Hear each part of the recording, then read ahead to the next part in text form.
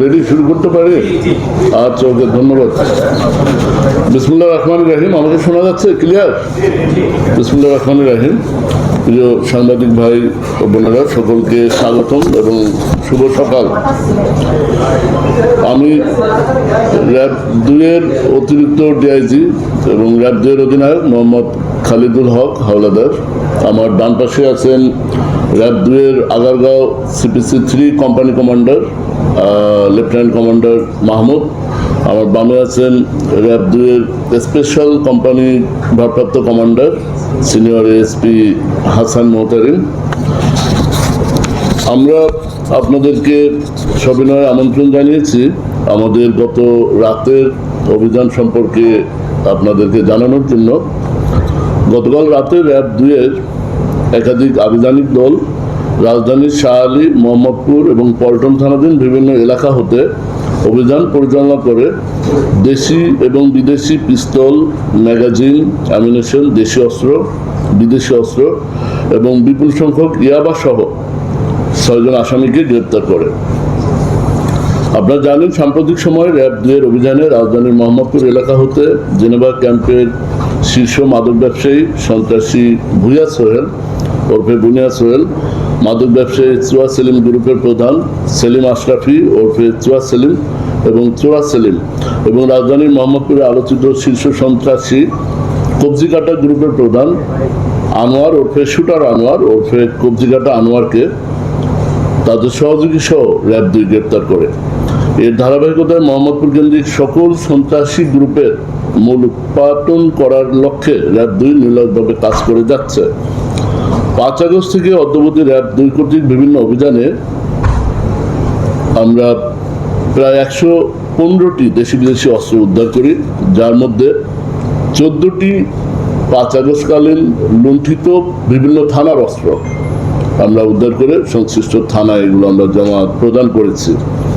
প্রায় 2000 রাউন্ড দেশি বিদেশি গুলি এবং মাদকের ক্ষেত্রে আমাদের সাফল্য উল্লেখজনক।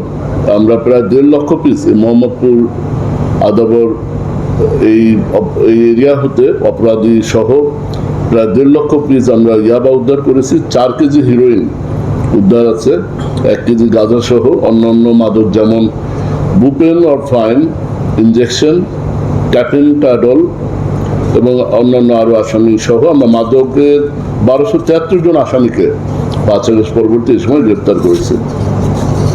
আমাদের এই মাদক সন্ত্রাস এবং অস্ত্রধারী সন্ত্রাসীদের বিরুদ্ধে অপরাধ চলমান রয়েছে। এর ধারাবাহিকতায় গতকাল 27/4-26 তারিখ গোপন তথ্যের ভিত্তিতে র্যাব 2-এর পৃথক 3টি আভিযানিক দল রাজধানীর শাহআলী, মোহাম্মদপুর এবং পল্টন থানাধীন বিভিন্ন এলাকায় অভিযান চালিয়ে 3টি বিদেশি আগ্নেয়াস্ত্র এবং 1টি দেশীয় একনালা বন্দুক, 37 রাউন্ড তাজা গুলি, 3টি দেশীয় চাপাতি সামুরাই সহ এবং প্রায় লক্ষাধিক ইয়াবা সহ 6 জন আসামিকে গ্রেপ্তার করা হয়। রাজধানীর শাহআলী থানাধীন শাহআলী কলেজ মার্কেট এলাকা হতে 1টি বিদেশি পিস্তল, 4 রাউন্ড তাজা গুলি ও 1টি ম্যাগাজিন সহ ফোরকান আলী আকন বয়স 65 নামক একজন আসামিকে গ্রেপ্তার করা হয় এবং এই ফোরকানের কাছ থেকে উদ্ধারকৃত অস্ত্রটি আমরা যাচাই বাছাই করেছি। এটা 5 আগস্টকালীন মিরপুর মডেল থানা থেকে লুণ্ঠিত অস্ত্র। এই আসামি ফোরকান আলী আকন পেশাদার অস্ত্র ব্যবসায়ী। এর বিরুদ্ধে পটুয়াখালী থানার ডাকাতি প্রস্তুতি মামলা, রামপুরা থানায় হত্যা মামলা এবং জালকাঠি জেলার রাজাপুর থানায় ডাকাতির মামলা রয়েছে। র্যাব 2-এর অপর একটি আভিযানিক দল মোহাম্মদপুর থানাধীন তুরাগ হাউজিং এলাকা হতে 7000 পিস ইয়াবা, 1টি বিদেশি রিভলভার সহ আসামি আব্দুর রহমান ওরফে রহমত উল্লাহ বয়স 42কে গ্রেপ্তার করে এবং পরবর্তীতে এই রহমতুল্লাহর দেয়া তথ্যের ভিত্তিতে বসিলা সিটি হাউজিং এলাকা হতে 1000 পিস ইয়াবা উদ্ধার করা হয় এবং পরবর্তীতে মোহাম্মদপুর থানাধীন চানমিয়া হাউজিং এলাকায় অভিযান চালিয়ে আসামি নূর হোসেন বয়স 50, এই নূর হোসেনের বাসার নিজ রুমের শয়নকক্ষ হতে প্যাকেটে বদ্ধ 94,000 পিস ইয়াবা সহ তাকে গ্রেপ্তার করা হয়। এই ধৃত আসামিদ্বয় দীর্ঘদিন ধরে অবৈধ মাদক এবং অস্ত্র ব্যবসার সাথে জড়িত। সিডিএমএ যাচাই করে অতীত রেকর্ড যাচাই করে আসামিদের বিরুদ্ধে 60টি মামলা, মাদকের মামলা তথ্য পাওয়া যায়। এই আভিযানিক দলটি পরবর্তীতে ফলো আপ অভিযান পরিচালনা করে তাদের দেওয়া তথ্যের মোতাবেক পল্টন থানাধীন ফকিরাপুল এলাকা হতে একটি বিদেশি পিস্তল, 2টি ম্যাগাজিন, 33 রাউন্ড 7.65 তাজা গুলি সহ অপর আসামি মনিরুল ইসলাম ওরফে রাডার মনির বয়স 49কে গ্রেপ্তার করা হয়। মনিরের বিরুদ্ধে 4টি মাদকের মামলা, 1টি হত্যা মামলা এবং 1টি হত্যা চেষ্টার মামলা রয়েছে। র্যাব 2 এছাড়াও আরও একটি পৃথক আভিযানিক দল একই রাতে রাজধানীর মোহাম্মদপুর থানাধীন 7 মসজিদ হাউজিং এলাকা হতে ছিনতাই চক্রের 2 জন তালিকাভুক্ত ছিনতাইকারী সদস্যকে আলামিন এবং নূর নবী হাতে নাতে চাঁদা এবং ছিনতাইরত অবস্থায়, জোরপূর্বক ছিনতাইরত অবস্থায় 2টি চাপাতি সহ গ্রেপ্তার করা হয়। তো গতকাল রাতের এই অভিযানে সর্বমোট বিদেশি পিস্তল 3টি, যার মধ্যে একটি পুলিশের লুণ্ঠিত অস্ত্র, একটি দেশি একনালা বন্দুক, লাইভ অ্যামুনিশন 37 রাউন্ড, 3টি লাইভ অ্যামো রাখার ম্যাগাজিন, একটি এমটি কার্টুজ, ইয়াবা 1,02,000 পিস, চাপাতি 2টি এবং গ্রেপ্তারকৃত আসামি 6 জন। এই র্যাব আইন শৃঙ্খলা পরিস্থিতি স্বাভাবিক রাখতে অস্ত্রধারী, মাদক কারবারি, দুষ্কৃতিকারী ও স্বার্থান্বেষী মহলের অপতৎপরের সাথে যারা জড়িত তাদেরকে আইনের আওতায় নিয়ে আসার জন্য এই অভিযান এবং গোয়েন্দা তথ্য সংগ্রহ নজরদারি অব্যাহত রেখেছে। গ্রেপ্তারকৃত আসামিদের বিরুদ্ধে এবং উদ্ধারকৃত মালামাল সহ সংশ্লিষ্ট থানায় আইনগত ব্যবস্থা গ্রহণ প্রক্রিয়াধীন। এটা মোটামুটি আমাদের গতকালের অভিযানের ব্রিফিং। তো আমার পক্ষ থেকে এটুকু, সকলকে ধন্যবাদ। যদি কোনো কোশ্চেন থাকে প্লিজ। বিভিন্ন ঘটনাগুলো দেখা যায় যে মোহাম্মদপুরে এখনো অনেকগুলো আসলে বাহিনী সক্রিয়। কিছুদিন ধরার পরেই আসলে তারা ছুটে চলে আসছে। আসলে কারা এতে সহযোগিতা করছে আর আসলে কাদের হাত রয়েছে? দেখেন, আসলে অপরাধী যখন অপরাধে যুক্ত হয়, বাংলাদেশের দণ্ডবিধি আইন অনুযায়ী সে অপরাধী হিসেবে বিবেচিত হয় এবং এই নির্দিষ্ট অপরাধের নির্দিষ্ট যে আইন বিধান সেই অনুযায়ী আমরা আইনগত ব্যবস্থা গ্রহণ করি। অপরাধীকে গ্রেপ্তারের পরে যদি অপরাধী স্বীকারোক্তিমূলক তার সহযোগীদের নাম বলে এবং আমরা যদি সংশ্লিষ্টতা পাই, তাহলে অপরাধ চক্রে যারা জড়িত আমরা সকলকে গ্রেপ্তার করি। আমরা গ্রেপ্তার করে বিচারের জন্য আমরা বিচারালয়ে সোপর্দ করি। এটা আমাদের নৈমিত্তিক কাজ এবং বিধিবদ্ধ কাজ। এই কাজটা আমরা করি। এর বাইরে আপনার যে প্রশ্ন, এটা যারা অপরাধ বিজ্ঞান আছেন, যারা সমাজ বিজ্ঞানী আছেন, তারা বলতে পারবেন, ভালো বলতে পারবেন। মোহাম্মদপুরের বিষয়টা নিয়ে একটি প্রশ্ন, যে আপনাদের প্রচেষ্টা আমরা বরাবরই দেখি এবং আপনাদের সফল এবং শীর্ষ যে সন্ত্রাসী, শীর্ষ যে কিশোর গ্যাং বলেন, মাদক বলেন, প্রত্যেকটি কিন্তু আপনারা গ্রেপ্তার করতেছেন।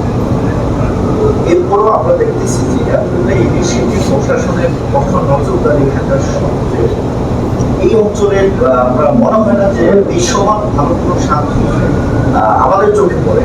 যদি আপনাদের সফলতা প্রত্যেকটা অভিযান আমরা দেখি, সেটাকে সফলতা এই শেষে এই যে চোর পুলিশ খেলা, হ্যাঁ, এই যে যাদেরকে আজকে গ্রেপ্তার করলেন, তারা অনেক হত্যা মামলা, ডাকাতি মামলা, অসংখ্য মামলা, ডজন ডজন মামলা, আবারও আজকে গ্রেপ্তার করলেন, 2-4 দিন পরে আবারও গ্রেপ হয়ে আবারও সেম কাজ করলেন।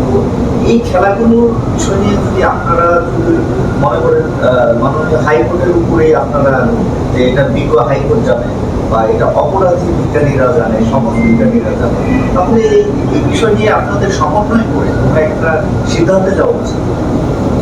হ্যাঁ, আপনাকে ধন্যবাদ আপনার তাত্ত্বিক প্রশ্নের জন্য। আসলে যেটা আইন শৃঙ্খলা বাহিনীকে যতটুকু পারমিট করে, আমরা অতটুকুই আমরা আমাদের দায়িত্বটা সঠিকভাবে পালনের চেষ্টা করছি। আইন যতটুকু আমাদের লেজিটিমেসি দিয়েছে আমরা ততটুকু করছি।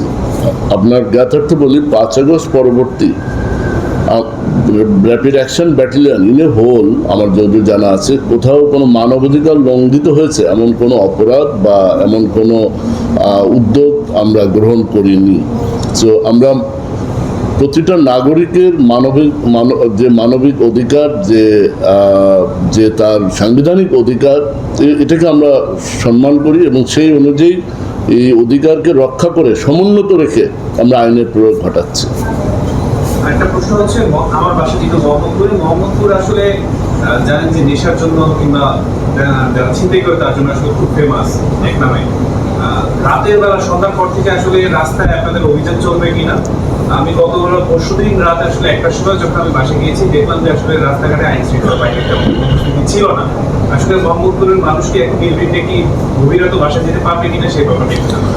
আমরা এই মোহাম্মদপুর আদাবর এই অঞ্চলের মাদক ছিনতাইকারী কিশোর গ্যাং এগুলো নিয়ে আমরা যথেষ্ট কনসার্ন।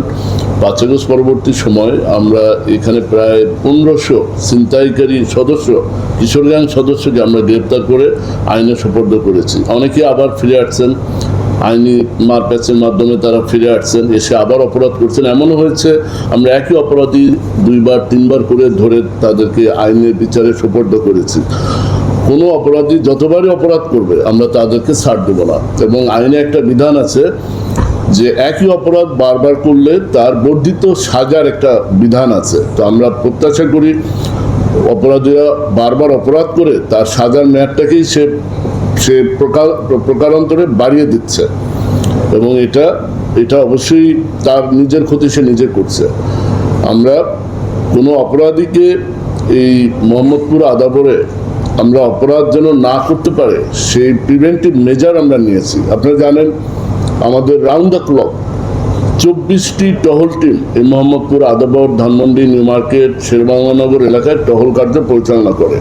আমরা মোটর সাইকেলে পেট্রোলিং করেছি এবং আমাদের পাশাপাশি অন্যান্য আইনশৃঙ্খলা বাহিনীও আমরা জয়েন্টলি কোলাবোরেশনে আমরা কাজ করছি। আপনি জানেন একসময় বাংলাদেশ সেনাবাহিনী যখন ছিল, এখনও আছে স্বল্প পরিসরে, আমরা সেনাবাহিনী, র্যাব, পুলিশ সহ এই জেনেভা ক্যাম্পে আমরা ডজনের উপরে ব্লক রেড দিয়েছি এবং জেনেভা ক্যাম্পের এই যে দুর্নাম, যে মাদকের যে প্রবণতা আমরা অনেকাংশে কমিয়েছি। আমাদের এই ধারাবাহিকতা এখনো চলছে, সামনেও চলমান থাকবে। চেকপোস্ট বৃদ্ধির কোনো পরিকল্পনা আছে কিনা অপরাধ দমনের ক্ষেত্রে? হ্যাঁ, আমাদের 24 ঘন্টায় আমরা 3 শিফটে 8 ঘন্টা করে আমাদের 8টা করে বাইরে টহল কার্যক্রম পরিচালনা করে। এই 8 ঘন্টার মধ্যে স্পেসিফিক 3 ঘন্টা 4 ঘন্টা প্রয়োজন অনুযায়ী আমরা শুধু চেকপোস্টই করি এবং এই যখন চেকপোস্ট বিভিন্ন সড়কে চলমান থাকে তখন ডিএমপি ট্রাফিক বিভাগের একজন সার্জেন্ট আমাদেরকে সহযোগিতা করেন এবং উনি মামলা মোকদ্দমা যারা ট্রাফিক রুল ভায়োলেশন করেন তাদেরকে ওই বিধি অনুযায়ী তিনি মামলা বা জরিমানা প্রদান করে থাকেন। তো এটা আমাদের চলমান আছে, আমরা এটা কন্টিনিউ রাখবো। আমরা শুনতে পাচ্ছি যে বিভিন্ন সরকারি গুরুত্বপূর্ণ স্থাপনা সহ বিভিন্ন জায়গায় হামলার সংখ্যা রয়েছে, এরকম একটা আলোচনা কিন্তু উঠেছে। সেক্ষেত্রে আপনারা তো 27 আওয়ার্স মাঠে থাকেন, এরকম কোনো সংখ্যা দেখেন কিনা, আর সে বিষয়ে আপনারা আসলে সরকারের এত গুরুত্বপূর্ণ নথি আসলে কিভাবে পাবলিকলি গেল এটা নিয়ে আপনারা তদন্ত করছেন কিনা? আমরা যে কোনো ঝুঁকি, যে কোনো থ্রেট আমরা গুরুত্ব সহকারে বিবেচনা করে আমরা সে অনুযায়ী ব্যবস্থা গ্রহণ করে থাকি। আপনি যে বিষয়টি বললেন এটা আমরা অবগত হয়েছি এবং আমরা আমাদের এওয়ারে যে সকল কেপিআই আছে, যে সকল গুরুত্বপূর্ণ স্থাপনা আছে, সরকারি অফিস এবং পাবলিক বা জনস্বার্থ সংশ্লিষ্ট যে ভবন বা স্থাপনাগুলো আছে সবগুলো নিরাপত্তা প্রদানে আমরা আমাদের টহল, গোয়েন্দা টিম, গোয়েন্দা নজরদারি আমরা নিয়োজিত করেছি, অ্যাজ ওয়েল অ্যাজ আমাদের পাশাপাশি অন্যান্য আইনশৃঙ্খলা বাহিনীও নিয়োজিত রয়েছে। আমরা আশা করি এরকম কোনো আশঙ্কা বা থ্রেট এই মুহূর্তে আমরা দেখছি না, পারছি না। যদি যেটা ছিল এটা আমরা প্রত্যাশা করছি যে অপরাধীরা এই ধরনের সাহস অন্তত করবে না। আমাদের সেই নিরাপত্তা ঝুঁকি বিবেচনায় আমাদের ডিপ্লয়মেন্ট রয়েছে।